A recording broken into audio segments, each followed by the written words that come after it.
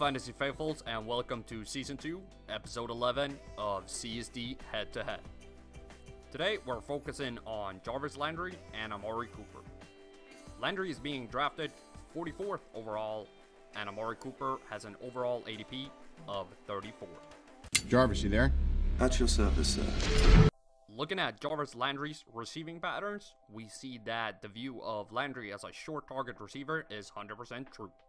Only 12% of his targets comes further than 15 yards from the line of scrimmage, which is crazy low.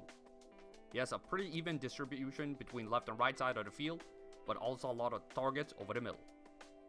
I would have thought that his catch rate in the shorter zones would have been slightly better. I'm not saying it's not good, it's just a little lower than I expected. His deep target catch rate shows why he's not targeted deep more often. He just does not catch the ball when it goes further than the 15 yards.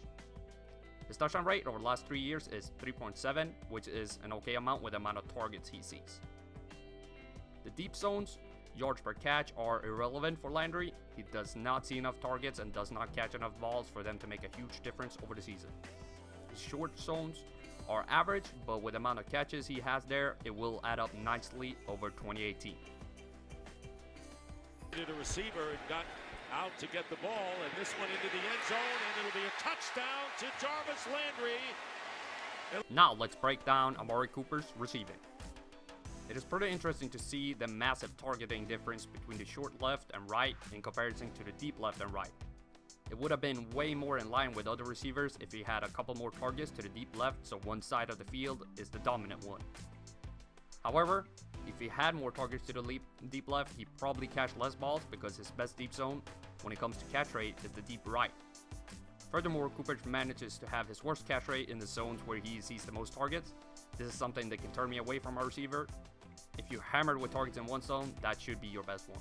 His touchdown rate over the last 3 years is 5%, which is alright, but he should have more. With the yards per catch, we have a truly amazing player on our hands, and especially in the deeper zones.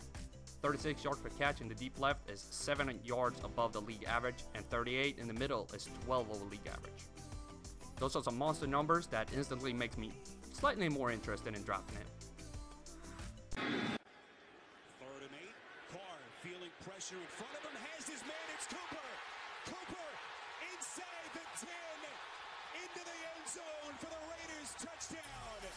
Now for the usability comparison to see how many weeks they should have been started last year, meaning they were top 30 wide receivers that week. Landry had 9 out of 16 for 56% usability, and Cooper was so crazy last year, 36% usability, but 4 out of his 5 usable weeks was wide receiver 1 weeks.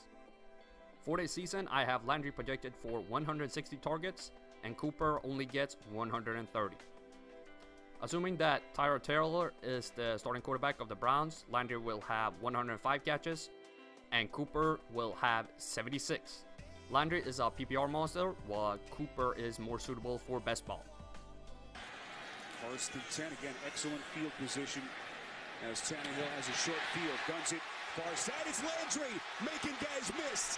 Landry still on his feet, inside the 30, plenty of open grass in front of him, crosses the 10, 5, touchdown! Now let's have a look at how they perform in different situations.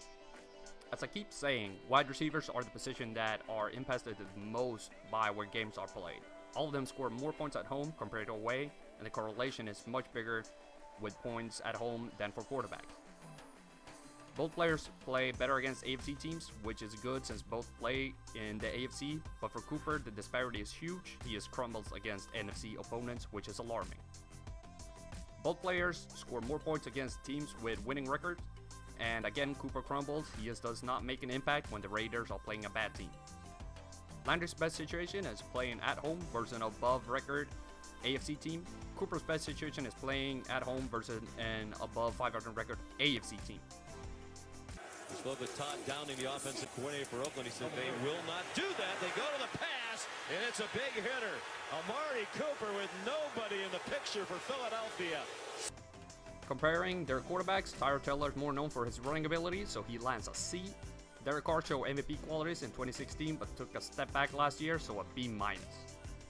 Comparing the numbers, there's a huge difference in standard deviation. Cooper's scoring is just way more up and down than Landry's. Landry has a 1-game ceiling of 14 to Cooper's 15.7. Small advantage to Cooper, but in 1-game floor, Landry destroys Cooper with 4.4 against 1.2. Their seasonal score projection is not that close to me. I have predicted Landry score 152.6 to 137.1 for Cooper. Looking at their pros and cons, Landry will see plenty of targets and was more usable than Cooper last year. His projected floor and seasonal score projection far outweighs Cooper. However, the team is on a big question mark and his touchdown rate could have been a little higher.